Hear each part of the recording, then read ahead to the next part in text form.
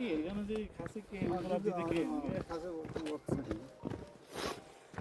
होइन म चाहिँ सक्दिनँ भन्दै अन्नपूर्णको चाहिँ ट्रेक चाहिँ भ्याएँ है, जबरजस्ती भए पनि भ्याएँ।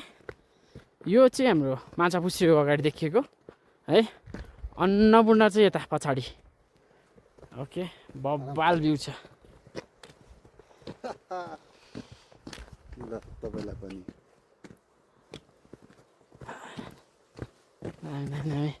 फाइनल्ली है माछापुच्छ्रे चाहिँ आइपुग्यो। अब म त देउरालीबाट रिटर्न जाउँ जस्तो भइसकेको थियो फर सम रिजन है, बिग रिजन अझै सम रिजन भन्दा नि भेरी बिग रिजन। एक प्रकारको एन्जाइटी बढिरहेको थियो। फाइनली अहिले चाहिँ माछापुच्छ्रे आइपुगेँ। माछापुच्छ्रे आइसकेपछि चाहिँ हल्का कन्फिडेन्स भनौँ होइन इन्क्रिज भएको छ। बेस क्याम्प चाहिँ आइपुग्यो।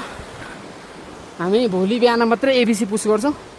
युजुअली हामी आज एबिसी पुस गर्ने भनेको फर सम रिजन मेरो सानो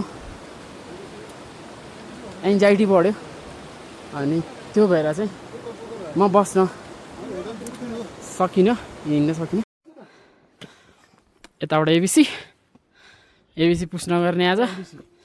यताबाट यो एमबिसीको बेस क्याम्प अनि हाम्रो होटल यो फिस्टेल गेस्ट हाउस है। दाइहरूले चाहिँ यहाँ एबिसी नै पुस गर्ने भन्नु भएको थियो, बट आई कान्ट है, आई कान्ट। यो दाइ त झन् छोडिदिनुहोस्, आज एबिसी गरेर फर्किन सक्नुहुन्छ, त्यति पावर छ यो दाइकोमा, मसँग छैन।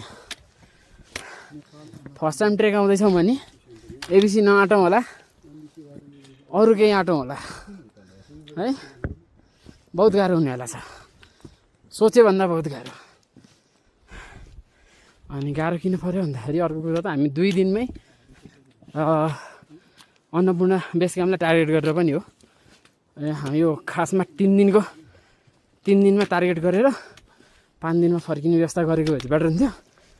हामी 2 दिनमै टार्गेट गराएर चाहिँ धेरै नै गाह्रो पऱ्यो। सो आइटिनेरी बनाउँदाखेरि चाहिँ बिचबिचमा बस्ने गरेर म्याक्सिमम दिनमा 5 घन्टा ट्रेकिङ गर्ने त्यो तरिकाले आइटिनेरी बनाऊँ। आज हाम्रो हिजो लगभग 8 घन्टा भयो, आज लगभग 12-13 घन्टा। इट्स टु हार्ड होइन। त्यही भएर म अब यहाँ एबिसी जान फेरि 3 घन्टा। So I can't. यस्तो बाटो हेर्नेर त्यहाँ हेर्नलाई जिउलाई दुःख दिएर पैसा खर्च गरेर जिउलाई दुःख दिएर यस्तो दुखिया बाटो उकालो चढेर ओह्रालो झरेर खासै केही उपलब्धि त भयो जस्तो त लाग्दैन।